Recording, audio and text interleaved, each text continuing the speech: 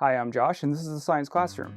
In this video, we're going to learn how to make rock candy from a supersaturated solution of sugar and water.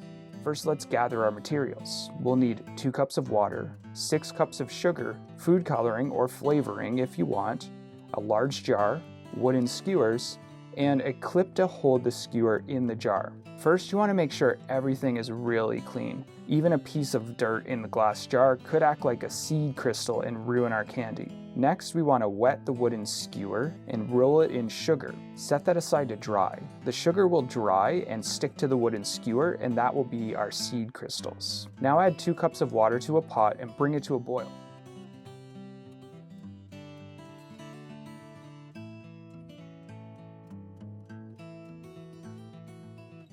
Once the water is boiling, carefully add 1 cup of sugar, stirring until it's completely dissolved. Continue adding 1 cup of sugar at a time until you get all 6 cups of sugar dissolved.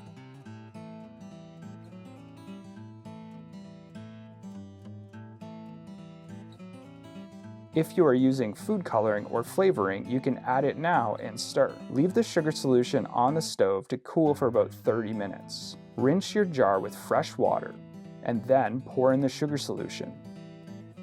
Lower the skewer so that it hangs a few centimeters from the bottom, and then clip it to another skewer so that it hangs straight.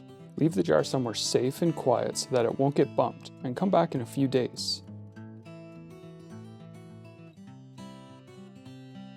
After a few days, pull the rock candy out of the jar and set it in an empty jar to dry for about an hour.